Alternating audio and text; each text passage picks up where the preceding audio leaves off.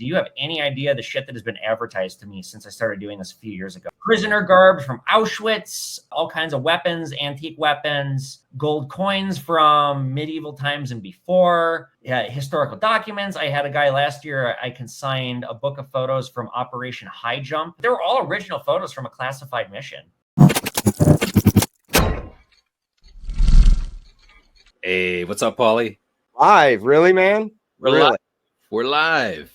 Really? People asked for it, so here we are.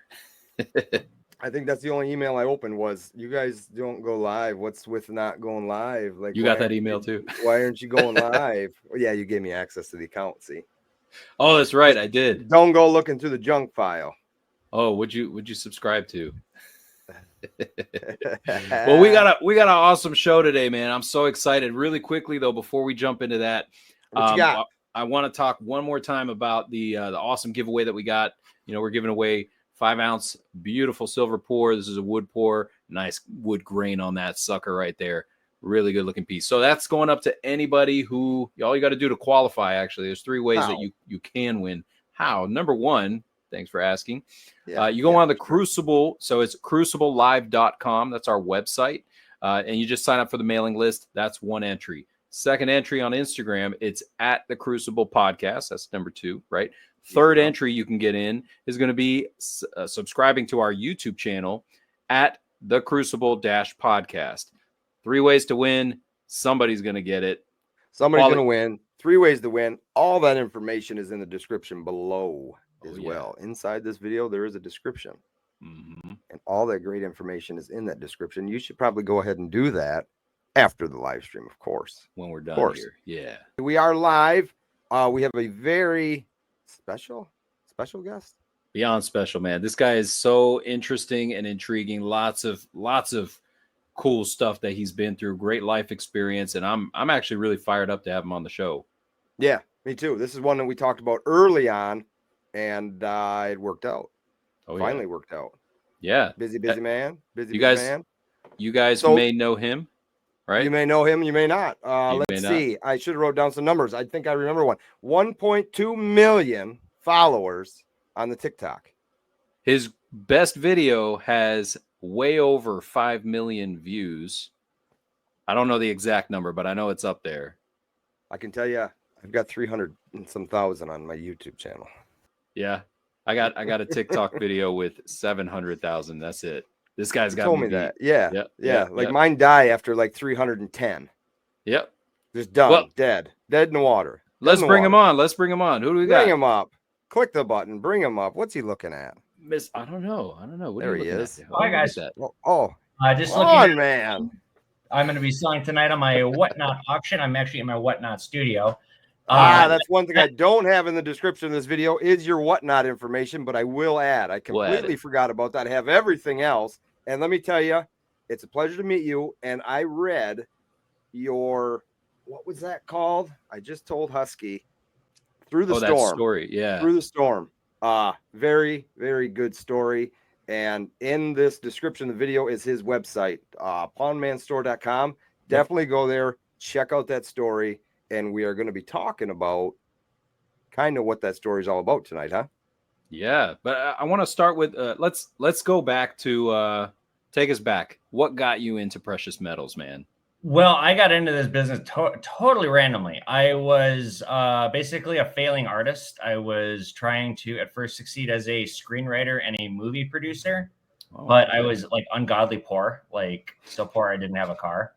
And it just wasn't working out. I got pretty close. I had a bunch of scripts that got into like some major contests. I was in the 2012 Beverly Hills Film Festival. I had a manager in Hollywood. It all kind of so then I pivoted to books. I became an Uber driver. I got a car. I wrote 2 books about being a driver. They're little vignette stories. Ubered and Ubered 2. I have a special edition out now. It's both books put together. It's like 600 pages, the special edition. And I actually wrote it in my car between rides for the most part on my laptop. But that didn't work. And then I wrote 2 novels about Nazi hunters. It's an ongoing book series. It's called Wolf in the Jungle and then Wolf at the Gate. There's like an elite unit of Jewish American soldiers in the 50s, and escaped Nazis are a national security threat. So they kind of go after, each book's like a different Nazi. So first one, they go after Hitler. He's still alive in the rainforest. He's got like a temple that the Nazis took from the indigenous people. So they do like a Bin Laden raid. And then the second one, there's a mad scientist that has he's made breakthroughs decades ahead of our time. But that didn't work either. So I randomly got a tip from my dad in 2019 that this old guy that had a gold shop was looking for a young person. And I begged him for a job. I was working as a waiter. I was, like I said, just ungodly poor. And I just... And you're I don't want to cut you out. You're in Minneapolis? Yeah, that's right. I'm in Minnesota. Minnesota. I've been here my whole life. I mean, part of why the screenwriting thing didn't work out is I refused to move to LA. Fuck LA. I hate LA. Who likes warm weather? Yeah, well, it's not that. It's the people. No, I know. Paying all that money and being a bunch of vapid assholes. Anyway, so I started working for this old guy, and I cooked to it like a fish to water, just because my dad's got a background in coins. It clicked with me, and he almost lost his business in the pandemic, and I had promised him I think we should take advantage of social media. So I went to the Pawn Stars store in 2019, shortly after I started working for him, and it was like my big aha moment was you wait outside, there's security, and when you finally get in, they're not selling gold. They're not running a gold business like what I was working at. They're selling information, and they're selling because they made themselves famous, overpriced merchandise. And I thought, wow, that's what you need to do. So the next summer, after shortly after the pandemic was kind of, right around May, June of 2020, I started secretly bringing my camera to the shop when they'd go away for the weekend and leave me in charge. And I'd start making these YouTube videos, and they started getting really popular. And then it was so popular, I had to tell them about it. No, I didn't tell them about it because they fought me on everything I wanted to do, even if it was a good idea. And I was like, it's easier to ask for forgiveness than permission. And I want to see if this works. By it. And so I showed him what I was doing, and the old man liked it. And then he had this very unpleasant girlfriend that was the bane of my existence, and she hated it. And so I was like, well, how about I translate it to sales? We'll make a TikTok and I'll start pitching merch. And within just a few weeks, I was doing more sales through social media than their entire business. And then they went crazy. It's a long, dramatic story, but I ended up going off on my own, and I've now been on my own now for almost 3 years. And just good stuff, man. I had 30,000 followers when I left that business, and I have, if you add up all my followers and all my social media, I have almost 2 million now. So it's for you, man. That's really well. That's awesome, man. Amazing, really. So what you're saying is anything you touch turns to gold. Pun intended. Yeah, that's good, man. I love it. Well, I think it was immediately apparent to me how to succeed on social media, because there's so few people in my industry making videos, and it's like, my God, this is so interesting. I don't understand why Pawn Stars is scripted. You don't need to script a show that is this interesting. So I have a few different products I put out. TikTok is short videos, mostly educational. Sometimes I sell product on it. And then YouTube is long content. It's basically like Pawn Stars, but I don't show other people on camera unless they do something crazy or act a fool, or then I shame them. But it's me doing deals with people. The camera's sitting on my desk. You don't see them. You see what they're handing me, and there's a second camera looking down. And then I do it's every other week. So the Pawn Man episodes, I have a theme. I give a monologue at the end about whatever subject. So this past week, we did Japanese coins, currency, the history of the Japanese economy and the money system. Next week is my holiday episode. So we're going to do a holiday theme on collectibles. We do that every year. And then the off weeks are, I call it Between the Pawn. Same thing. You get the deals, but then I kind of give a monologue on how's my week going? What's going on in my life? It's more personal. Sure. So we do that. And then, of course, I have my Whatnot auctions. Whatnot, if you guys don't have it, download it with my code. You can find it on my social medias. You get a free $15. It's live auctions. I was looking at when you guys started, I was looking at coins I'm selling tonight. I hold up an item, starting bid $1, and I've actually sat in on a couple. They're a lot of fun. They Great are. Platform. I have an exclusive deal with Whatnot. I can't live sell anywhere else. Oh, nice. No kidding. Yeah, nice. I mean, they treat me pretty good outside of not Slowthorpe 76 says he's actually bought some stuff from your live Whatnot sales. Yeah, it is easy to spend a lot of money on whatnot. I actually don't participate in other people's auctions because I drunk once spent like $2,000 on auctions. Just like, God, I see why people spend so much money. It's fun and It it's happens. easy. It happens. That's right. You just click a button and there it is. It's yours. Yeah, but no. So I'm really, really, really busy. It's a small business. I basically had to escape the business I was at. I was being mistreated, and it was like they tried to force me to buy their business for a stupid amount of money. So I kind of hit the ground running, no business plan. I gathered together 80 grand. Half was mine. Half, I got a little bit of money from a bank, and then some followers backed me with short-term high interest loans. And so just with nothing, 80 grand sounds like a lot. You need $250,000 to do what I do. But because of the social media audience, I was able to kind of scrape together and hit the ground running. And yeah, it's been going great, but it's still a small business. I'm not rich. I don't make that much money. I actually lose money on social media with my editor. He's more expensive than what I take in. Yeah, people think, hey, 1 million followers equals $1 million. That's not true. No, that's not true at all. That's not true at all. I got to do the social media, which is a full-time job, and then I got to run my storefront, do the customer service, I do the accounting, I do the packaging because my packager I'm really, really, really busy. I work like 90 hours a week, but I love what I do, and I found success through total accident. And realistically, it all kind of started with social media, yeah? Mm-hmm. It sure did, yeah. I mean, when I walked into the old guy's store, it was like being in a time capsule. I was like, you need to get on the internet, pal, in one way, shape, or form or another. It started with eBay, but it's like we can't only be doing eBay. There's so many more opportunities. Another individual who I wouldn't be doing these videos if I hadn't met this guy, Tommy Haines, StackingNYC on Instagram. Yeah. Really fucking good guy. I reached out to him. So I went to Tommy on a couple weeks back. People in the summer of 2019, and I reached out to him late summer because I was going to New York to visit friends, and he was there. And I'm like, hey, can I like buy you a drink and like ask you questions? He's like, I'll do you one better. Come to my apartment, and I'll let you sit in and watch how I and like. This guy gave me the keys how to do everything. He taught me how to run a business on social media. Like I just went back to Minnesota being like, hey, what he's doing, I got to do that too. But with the Pawn Stars thing. And yeah, it's just. Isn't he great?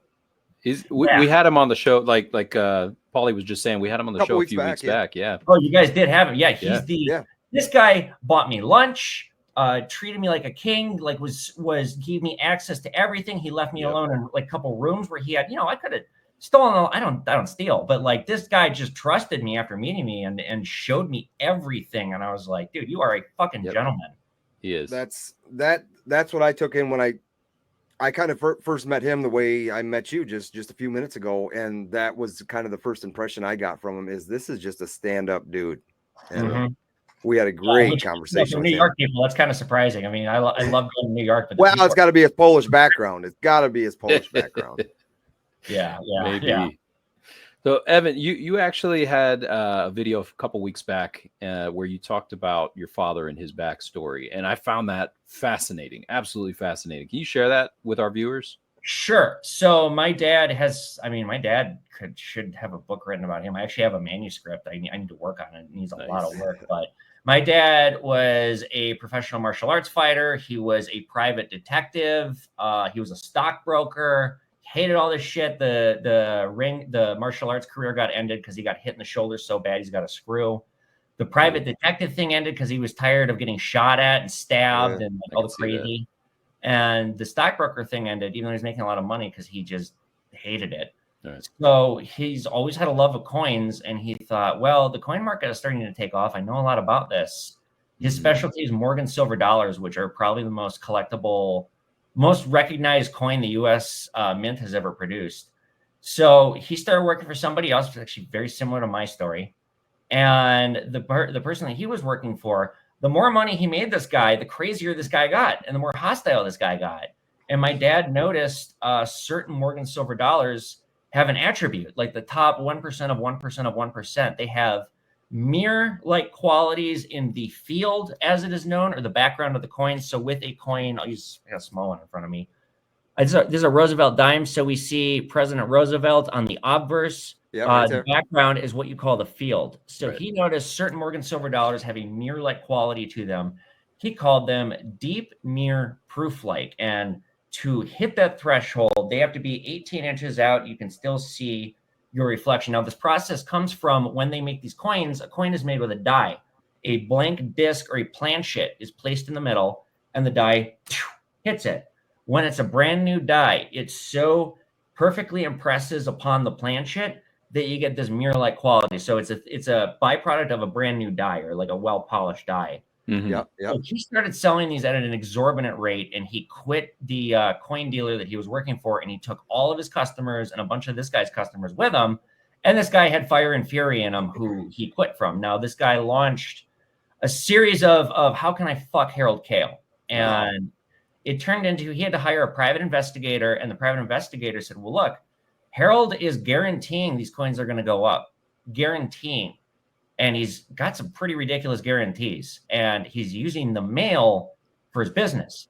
That's mail fraud. So they brought a case to the postal inspectors, and the postal inspectors took up an indictment because there was a coin boom and bust in the early 80s, like around 83. Coins were getting really expensive, and then they suddenly just, and a lot of people lost a lot of money trusting his investment advice. And so he got nailed. He went to federal prison for, I think they gave him 9 years, but he's Jewish, and he, like, his first couple of weeks in, it was a minimum security prison in Wisconsin, but he complained about his food because he's kosher and they wouldn't give it to him, and he threatened to get the ACLU involved. Next night, 2 federal marshals show up at his cell, black bag him, stick him on a private jet, take him to Springfield, and he's thrown in a maximum security hellhole with like child molesters and murderers, and like he saw like really, really, really, really fucked up shit. Like I'm not going to get into some of the things that he saw. Up. But, they massively violated his civil rights. They didn't tell my grandparents where they put him. My grandparents didn't know where he was for 6 months. So they got a prominent Jewish figure here. I think his name was Rabbi Feller. He's dead now. But he was friends with a Minnesota senator. And when the senator heard this, was like, what the fuck? And so he intervened, got my dad out of there, like immediately, sent back to Wisconsin. And my dad's sentence was like massively cut down. But when my dad got back to Wisconsin, his new cellmate, a guy named Stevie, was involved in a Midwest drug cartel. And so the two of them cooked up a scheme how to launder money with rare coins. And my dad came out, and for the first maybe 8-9 years of my childhood, my dad was like a mafia consigliere. He would go and like launder money for this mafia outfit. He eventually he got out without anything violent happening to us, although we definitely got threatened. It was pretty scary. I bet. So yeah, that's my dad's interesting career. And then after that, he made a shit ton of money, and he helped my mom run her makeup studio. My mom is like locally famous. But then my parents lost all their money in 2008. So damn 2008. Yeah. Damn that 2008. So go back to the deep mirror proof, like, because was that okay? So you said that this is what he's calling it, right? I mean, you can send coins in NGC and PCGS, and this is what you're asking to get on them, right? So PCGS and NGC largely exist because of my dad's case. Okay. Because there was no authority on grading coins. The government had appraisers looking at his coins and what he was charging, and he had appraisers in himself, and they were worlds apart. Coin grading is so subjective, so you needed a standardized system, and it wasn't in place. But now, not only did all the coins that my dad recommend when he sold them to people, not only are they worth what he said they would be worth now, in many cases, many times more, but deep mirror proof like is a recognized thing. My dad is the guy who discovered this, and he was never exonerated. He's a felon because of this, and yet the grade exists. It's terrible. And this I didn't know, and actually sent off 2 coins to NGC to hopefully have that put on the label, because they are what I believe deep mirror proof like. And I think any coin collectors watching, I would strongly recommend buying some now. I think we're going to be witnessing a huge growth of these deep mirror proof likes. Now, I learned a few things from my dad. Number one, I never guarantee what shit is going to go up. Like I say, I think, my opinion. Sure. But I'm real with people. It's a collector market. Collector markets are dangerous. The bubble can pop at any point in time. See the Beanie Babies. I never use the word investment. That's the I word. I stay the hell away from it. Somebody calls my store wanting to know investing advice, I say, well, stop right there. I don't have a license to sell investing advice. I can give you ideas, I can give you opinions, but drop that I word right now. So just through my dad, I learned to not do that. So I watched another one of your videos where you were talking about that grading on the 70 scale versus the 10 scale. Yes, that one was recent. And you had some very strong insight there. You mind sharing that, rehashing that for us? So to grade coins, it is a 70-point scale. It was invented by the guy's last name is Sheldon. I forget his. I think it's Henry or something. It's called the Sheldon grading scale. And what it is Sheldon in the late 1930s, early 1940s was looking at coins. He was a numismatist, and he thought a penny in perfect condition, perfect flawless condition, nothing wrong with it, is worth 70 times face value of what a normal coin. And this scale applied to everything to him. Now, the collector market since has massively taken off. There's coins that go for tens of millions of dollars. So that's not necessarily accurate. But the 70-point scale has been well learned and studied for decades, and it's kind of hard. I personally don't sell coins at a grade because you can get in trouble for that. If you overgrade, it's fraud. Right. But I offer opinions on what I think, and that 70-point scale, I spent a lot of time learning that. A lot of numismatists have. It's kind of the threshold of how you become a real pro is if you can, again, don't sell coins at a grade. It's a bad idea. But if you can in your head ballpark where you think it's going to land, because I'm usually right when I send coins in, then that's a skill and that's expertise in this field. Now, not everybody gets the 70-point scale. That number is a little queer. Some people just don't. It doesn't click with their brains, and it's a barrier. Pardon me, but it's a barrier for dumb people that want to get into coins. And so NGC has implemented a Olympic 10-point scale where 9.1, 2, 3, 4, etc. Yep. But that, to me, that completely destroys the 70-point scale. You can't relate these two things very well. What's a 9.9? If you add it like MS69, that's not a 9.9. It's a 9.5, 9. Like what? And you're exactly right. That's the way they're trying to explain it. A 9.9 is a 69. Yeah, and so what you're doing why call it that? Not only are you ripping away all the tutelage and study that people like myself have undergone to learn the scale, but you're dumbing it down. I'm sorry, but like this is not supposed to be an easy field. This is a hard field to be an expert in coins. And if you want to take the time to learn, then do so. But they're making shortcuts to make it easier for people to call themselves pros. To me, I don't like it. I really, really hope they do away with it. However, unfortunately, it does seem this 10-point scale is starting to gain some traction. People seem to really like it. The video that I put out, I actually got a lot of hate for it. And it's like, no, I think you guys are wrong. And I hope y'all listen to me. Now you had, I think that was a quarter. I think it was a 1983 proof quarter or something that came back in that whatever scale it was. You did another video where you showed a Morgan silver dollar and it came back as uncirculated details. Yep, that was the breath test, which my dad invented. And that's what it was, the breath test. Because I pulled this one out because I wanted to show you the same thing. This is what I got back a while ago. Yep. So there you go. Can I see the reverse? Yeah. Oh, bummer. Huh. I personally would not have sent that. Did you send that in? Yeah, I did. I wouldn't have sent that in because that's kind of a common date, and just I can tell that toning is fake just by looking at it. And see, I couldn't at the time, and I didn't. I said this is, but like, yeah, I don't. I said it's a really nice looking coin. I said I'm just one of the first ones I've sent in. I said, well, let's just see what it comes back as. Didn't know any different. Well, there you go, and there it sits. Yeah, I mean, as a learning opportunity, there you go. That's what you paid for. Yeah, right. I think I need to say this. People watching those, they're known as slabs when they put it in those encapsulated holders.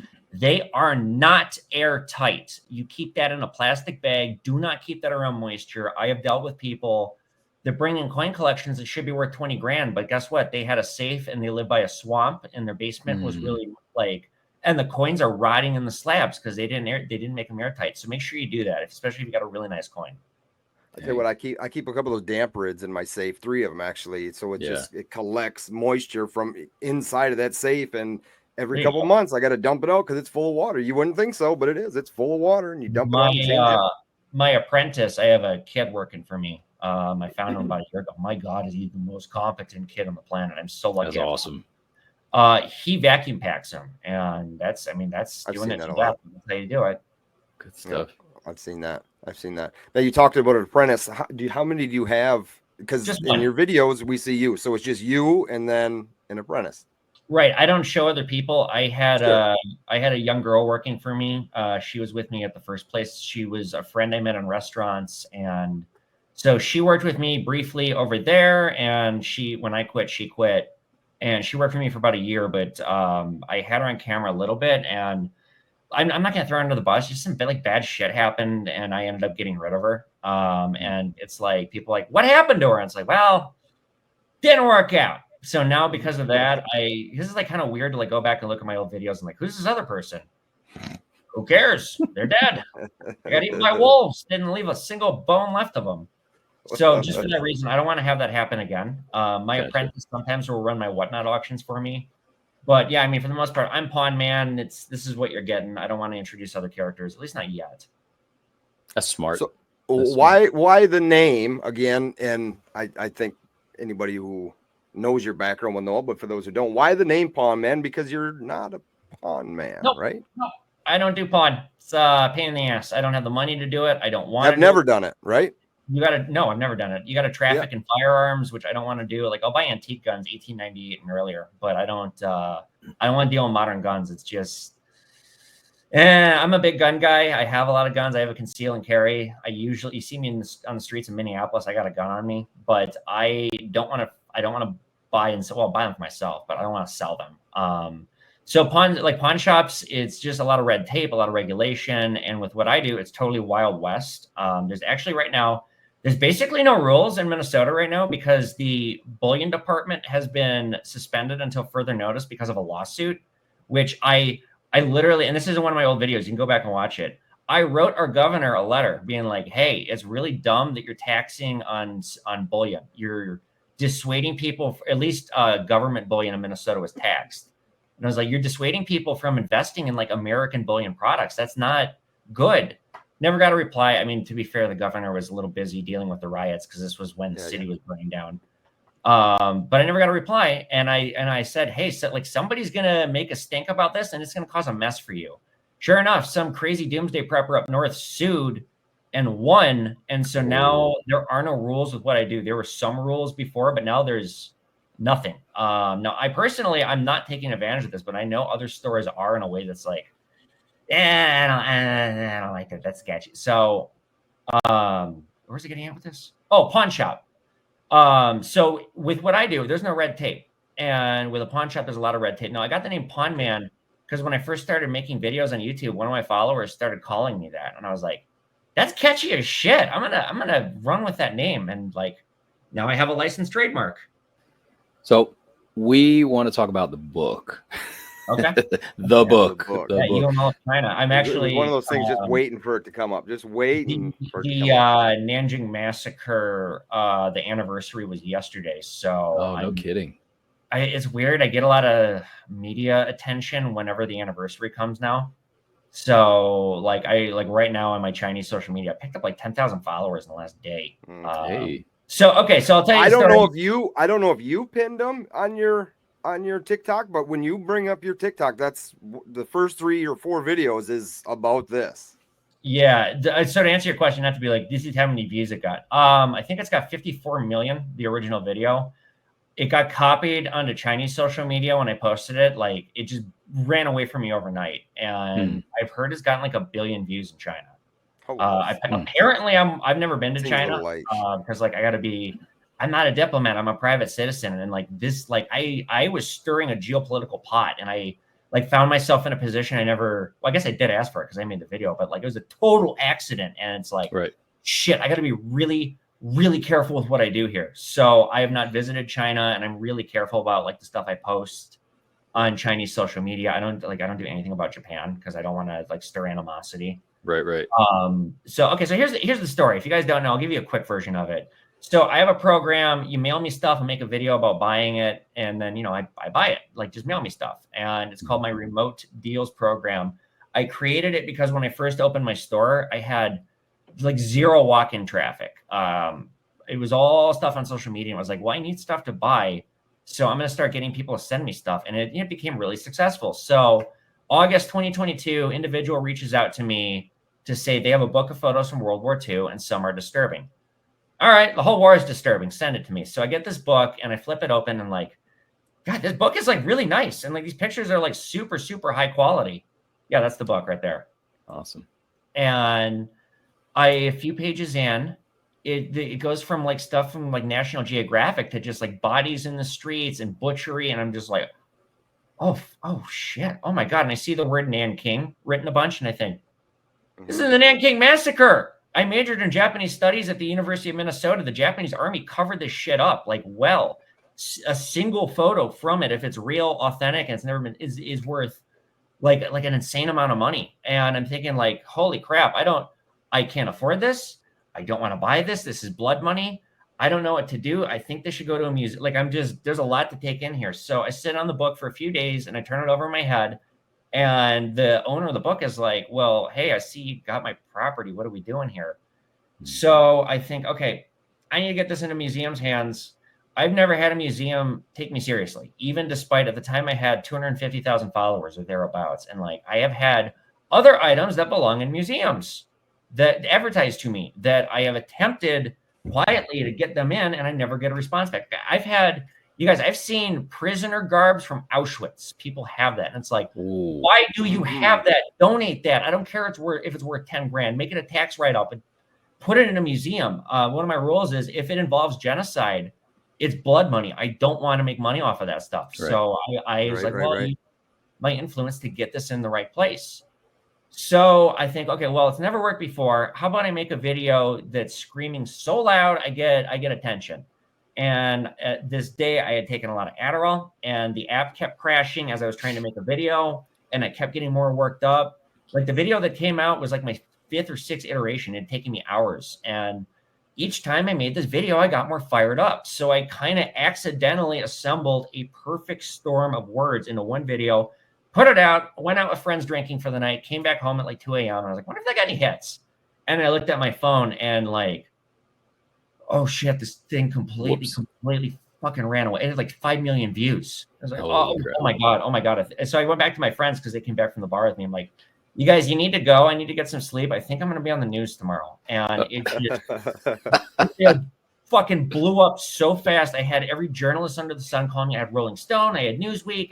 Business, like all these journalists. My phone's ringing off the hook. And I got Chinese people stopping by my store, hugging me, crying, giving me flowers. Because like the Nanking Massacre, Americans don't know about it. A lot of people don't know about it. It's not taught the same way that the German Holocaust is. So this video accidentally became a tool of education. And this is like one of the most painful things in Chinese history. Well, I'm not going to comment on the geopolitics because again, I got to be so careful here, but use your imagination. Who did it? And they're still really, really, really mad about it.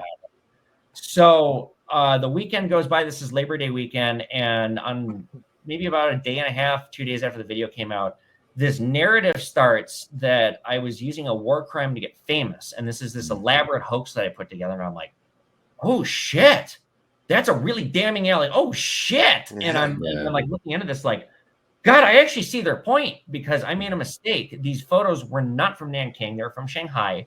I should have done a Google image search on some of these pictures. And yeah, so most of the photos in the book are real. It's this guy, he had a camera and he just documented his whole travels across Asia and World War II. But a lot of the photos are souvenirs. I didn't know that they would sell them to sailors of like really, really terrible things. So, it's like, it's my burden of proof to prove that I didn't fake this. And I don't know if I can. And this is getting really scary. I'm getting like the Chinese embassy called me. I was getting threats like on social media. People were messaging my apartment where I live, telling me to watch out. In that story I was telling you about on his website, you read that, anybody reads that, you're going to feel what this guy kind of felt. I guess not even kind of felt because I don't even know. I mean, you read that story. We talked about before, what would you do if you had a video explode, right? You and I talking about it. I think we did a podcast on it. Yep. He had to go through it. Oh yeah. He had to go through it. And what 5 million is that's a big view count. Like you're semi-famous at that point. And to tell your friends, time to go because there's going to be some people knocking at my door and calling me tomorrow about this. And they sure did. So the weekend goes by. It's Labor Day weekend. And I'm not going to say his name.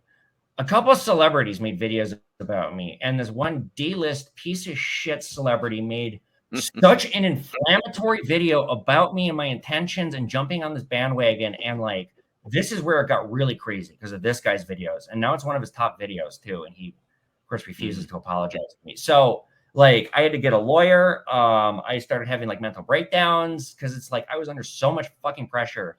I had to shut my store down because like I had so many random people showing up. I was worried this thing was going to get stolen. And I think to myself, okay, this book, it's got to go to China because this is Chinese history. I have all these Chinese people showing up at my store telling me that I'm a hero, telling me that like I've educated the world about one of the most painful things to ever happen to their people. And I think, hey, I got to donate it to China. How do I do that? So like the top defense attorney in town, Joe Friedberg, he's like $1,500 an hour, took my case for free. His son is a neighbor of my business, and Joe is familiar with the case. So Joe was my lawyer. Joe helped me reach out to the Chinese embassy. And because I thought, like, what's China? They control all the museums. They control everything. They're the ones to give it to if I want to donate it to them. So about 2 months later, their ambassadors flew out. I ended up paying the guy who sent me the book. I gave him $1,000 out of my own money. And I said, look, man, you don't want any part of this crazy. How about I just pay you off and we put this to bed? Okay, fine. So their ambassadors flew out and I donated them the book. I read them a letter explaining I made a mistake, but I wasn't, and I'm not sorry for anything because like I educated people about a genocide. This is like accidentally my crowning achievement in life. So I gave it to them and they gave me a letter of thanks from the Chinese consulate in Chicago. And then they gave me this tea jar, which turned out to be a national gift. And a national gift is only reserved for presidents and countries at large. They don't give them out to individuals like me. So I believe, the first American since Richard Nixon to get one. It's in hiding. I have no idea what it's worth. I've been offered a stupid amount of money for it, but I won't sell it. So now I'm a Chinese hero.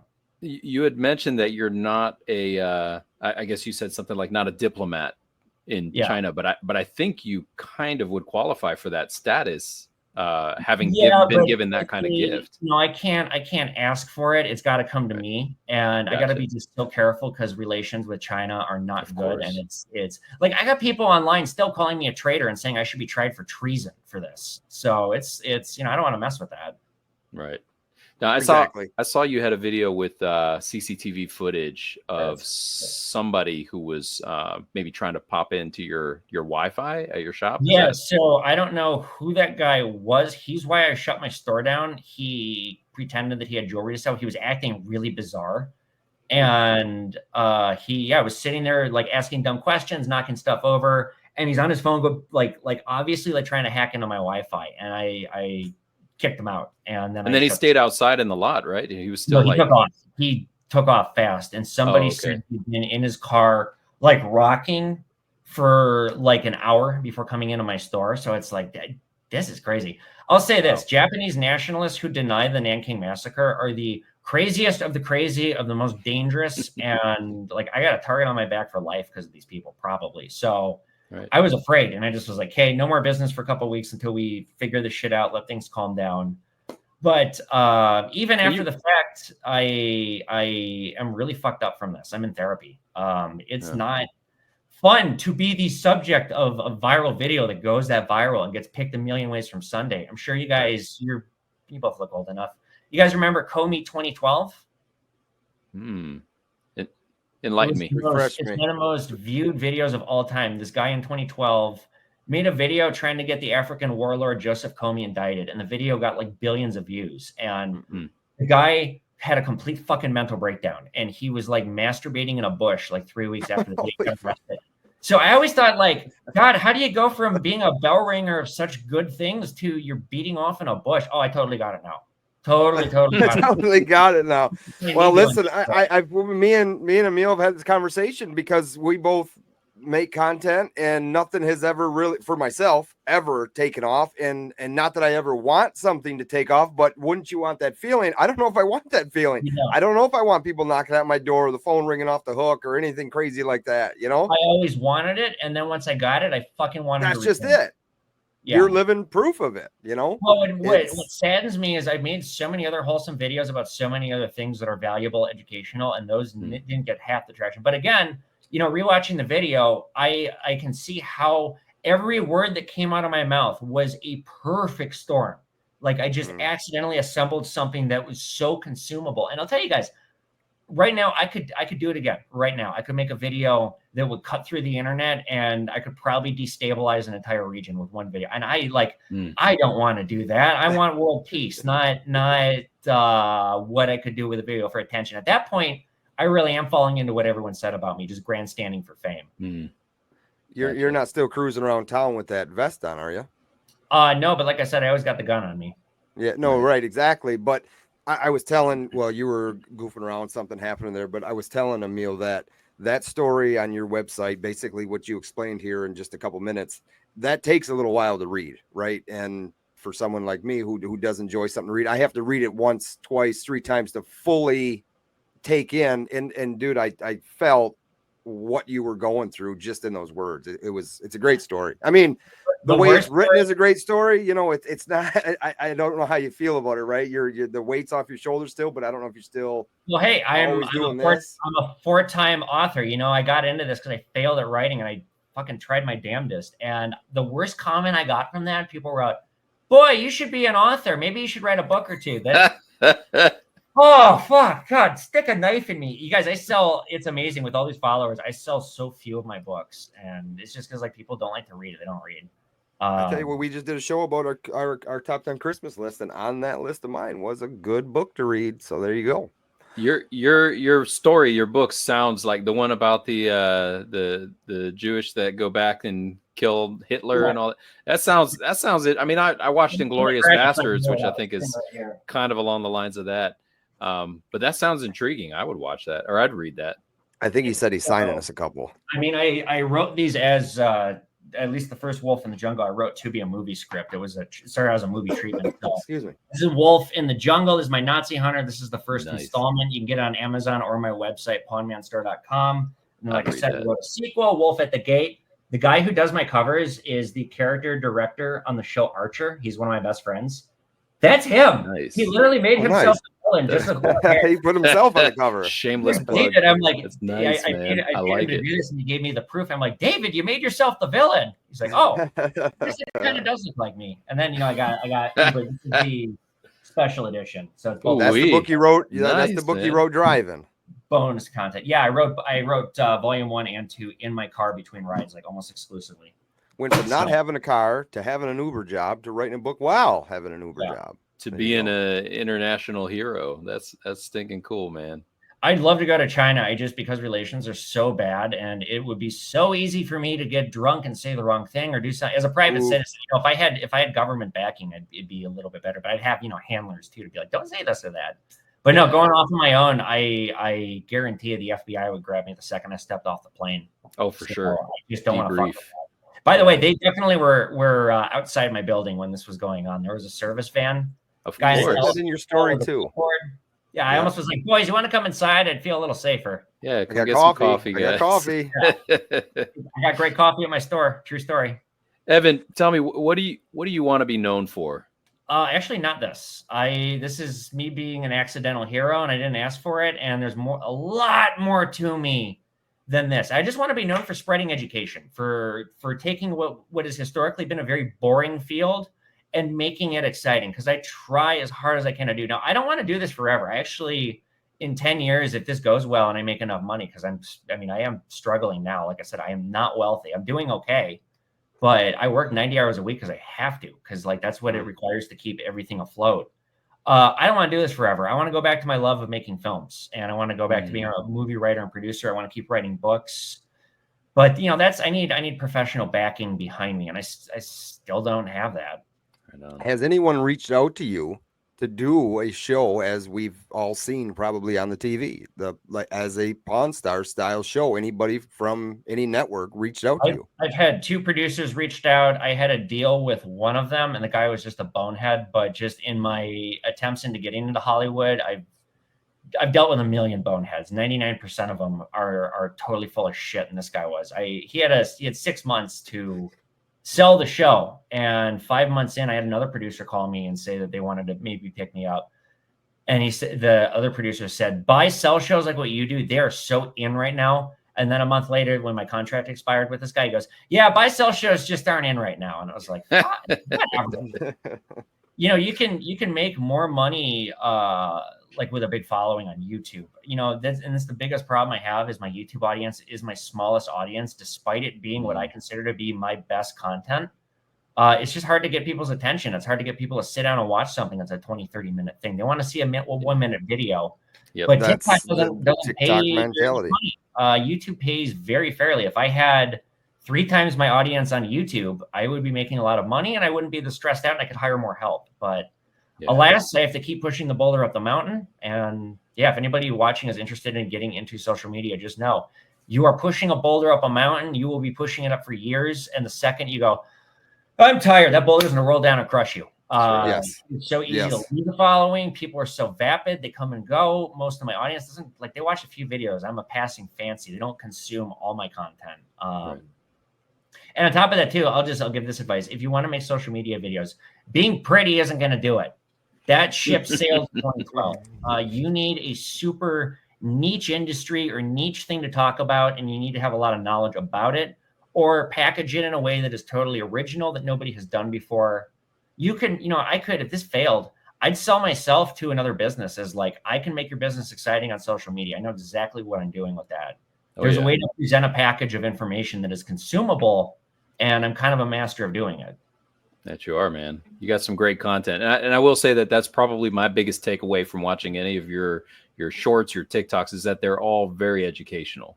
Yeah, I mean, I had known nothing about the Nanking massacre or anything like that, but just in watching, like I watched that video when it came out, and I was like, holy crap. Like, imagine the things that have walked through his door. So, I mean, I know we're kind of running short on time here, but I did want to ask you, any other crazy stuff walk through your door that you can't talk about or that you haven't talked about? People, when the video was coming out, people were like, how does this bozo at this pawn shop end up with this rare thing? It's like, I had a huge following before. And do you have any idea the shit that has been advertised to me since I started doing this a few years ago? Like I said, I bet. Prisoner garb from Auschwitz, all kinds of weapons, antique weapons, gold coins from medieval times and before.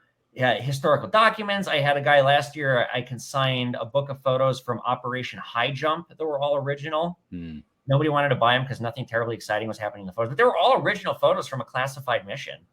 I get all kinds of intrigue coming through. And that's part of my problem with the store is I'm so busy doing everything. I'm trying to do the social media. It's my number one focus. And yet I have to drop what I'm doing to deal with people walking in, because you never know what somebody has. Right. Sure. Well, my profiling is actually pretty good, but like sometimes I'm pleasantly surprised with what people whip out. I was like, where the fuck did you get this?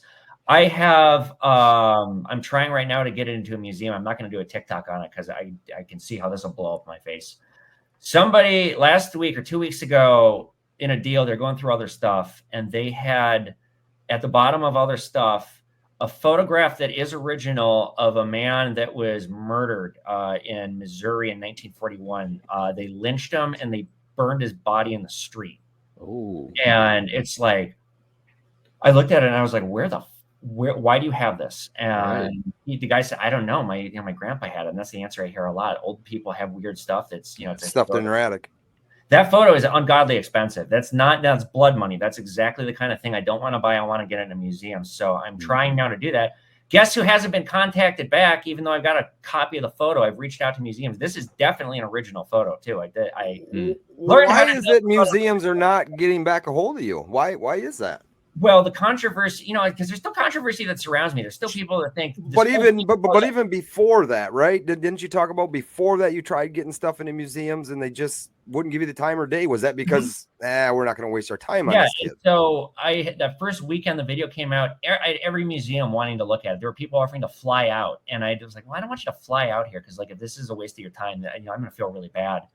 But like I had a local guy at the Minneapolis Institute of Art, a doctor of photography lined up, and he completely blew me off. He ghosted me. His assistant called me and said, he's had a scheduling conflict. He can't come there. I'm like, well, can you come tomorrow? No, he indefinitely has a scheduling conflict. Click. It's because of the controversy that was stirred up and this fucking bullshit narrative that I'm just this scam artist asshole using a war crime to get famous. And like some of the conspiracy theories about me are really, really crazy, and they continue to perpetuate. There's a conspiracy theory that the national gift that I got is a knockoff I bought on Amazon. There's a conspiracy theory that fucking Chinese ambassador who you can find on X, he's got like 100,000 with the check mark. There's a conspiracy theory that he's a crisis actor I hired. Boy. Here's my favorite one. I'm into Gundam, Mobile Suit Gundam, because I'm a huge nerd. I'm Seek Xeon. I love this, like the Xeon to me, the bad guys in it are kind of my muse. It's for me, it's a symbol of never give up, because that's what their credence is, the Xeon. So I have a special G-Shock watch. It's a Xeon like special edition. It's got the Xeon badges on it. And there's people that think because I wear a villain watch that I'm dog whistling, that I've been the villain the whole time, and it's happening in front of all of you in plain sight. Oh, get fucked. Get rightly fucked and jump off a cliff. I gotta be stupid. So, this shit still perpetuates. And as a result of that, museums still don't want anything to do with me. They're lost, man. I almost feel like that could be your thing, is these like rare things that belong in museums. It's like, you guys want to know why I have stress, why I smoke, why I drink, because I'm going through all this crazy shit. So if people want to read the essay that I wrote, it's 5,000 words. I wrote it to sell it to a periodical or a magazine, because every magazine or newspaper threw me under the bus, attacked me, went with this narrative that it's a hoax, or insinuated I was hoaxing it. And then on the back end, I got zero press coverage, like almost none. A few outlets vindicated me. BuzzFeed Unsolved, NPR's podcast Endless Threat did an episode on me that vindicated me. And then the New Yorker didn't vindicate me, but the New Yorker article, Simon Parkin, I think is the journalist's name, did not do me dirty. Didn't walk me off a cliff, because a lot of these journalists, they asked me questions and framed it like they were doing like a great piece on me, and it turned out it was a hit piece, and they didn't tell me that they had a historian to lined up to talk after me to shoot me down and shit. So like, this destroyed my reputation. And I wrote this essay because I wanted people to read my perspective, what I went through. I wasn't allowed to talk about this when it was going on, because my lawyer's like, you got to shut the fuck up. You could cause a war, Evan, with this. And if you keep posting, you are stirring the pot. So I was quiet. And as a result, my silence, people assumed that was an indictment, that I really was faking it. And so I wrote this essay to try and sell it. Nobody wanted to publish it. Nobody even got back to me. All these newspapers, all these magazines that wrote about me and threw me under the bus weren't even fucking bother cleaning up the mess they made for me. So I published the whole thing myself on pawnmanstore.com. I also published the entire World War II book. I have the digital rights. I did it as a video. It goes through the whole book. Just because hosting's expensive, it was a lot of data. So there's the essay, and then if you scroll down, you don't want to read the essay, there's the book. You can check it out. I waited a year because I wanted to see what China was going to do with it, how they were going to use it. They haven't done anything, to my knowledge, with it. They've just been sitting on it. And people keep asking, when can we see it? And it's like, hey, it's been a year. I think the time is right. Things have cooled off. Relations with the U.S. and China have gotten a little better. So I released the whole book with the essay. Nice. Yeah, and I've watched that video, the photo album, a few times. The cavalry photo, it's in the top right corner of the horse. That's a beautiful picture, though. You said some of those are souvenirs, but that is a beautiful picture. Yeah, and what's special about these souvenirs, even though they're souvenirs, Leslie G. Allen Jr., the soldier who took the photos, he like never opened that book. There must have been a lot of pain for him. And then his wife never opened it either. So what happened was he died in 1964, and then his wife just kept this book, kept it in an attic, never opened it. And the guy that I got it from, his father was a contractor who collected militaria. And that's how the lady couldn't fully pay him. So she gave him the book as payment. And so this guy had it, but I don't think he opened it, and his son didn't know. So like, these photos are in incredible condition, and it's really rare, even souvenirs, to find them in this good a quality. Lake Superior starts off, and that is a mighty, mighty strong lake. and it has taken a lot of ships. But that's the way that essay starts off, and that really, because being from Michigan, where the Great Lakes state, and obviously Superior touches you, that's a strong way to start it. And I was just in it from that point on. Thank you. I thought my analogy of rogue waves was on point, because when I started writing it, for sure. What do I want to say? I got to kind of give them like a hook and like drop them into the drama like a movie, and then kind of reel it back and explain everything. And you need a good hook. How about something that relates to Minnesota? Because being on social media is like an ocean. Oh, I got it. Yeah. Yep. Nice. And I'm actually, I can't say too much about it. I am trying to shop it as a movie. And it would be based on the essay that I wrote. Because I like with my background in screenwriting, I write everything like a movie. So the essay is like a movie. I mean, not only is it my perspective, anybody curious about what it's like to be the subject of the internet that gets picked apart, I go into that. All the mental health repercussions I suffered. I lost 25 pounds. I started drinking every night. I started doing other drugs. I suffered several mental breakdowns. There's a part in that essay that you're talking about. You're right out in front of your shop, and that's where I don't know if you said it was a friend or the lawyer, it's someone who knew the lawyer, but they said, hey, man, it's Friedberg's son that I ran into there. Yeah, he's like, hey, man, it's okay to ask for some help. You know, like I said, like I am in therapy now. This experience fucking broke my brain, and it's I don't know if I'll ever heal. I hope you will. I hope you will, and hope. Yeah, I mean, this is another fact I didn't used to smoke these, and I started smoking these because I was under so much motherfucking stress, and I can't quit now. I used to smoke, drink like nobody's business, but here I am, man. If anybody in the chat does have a question, well, we do have a few more minutes. Type that in now, or forever hold your peace. But yeah, this was fun. This is very. I'm sitting here, I may as well again plug my books. They're on Amazon. Yes. They're on conmanstore.com. That is the best place to buy stuff from me. I check the big box stores and I beat their price every day.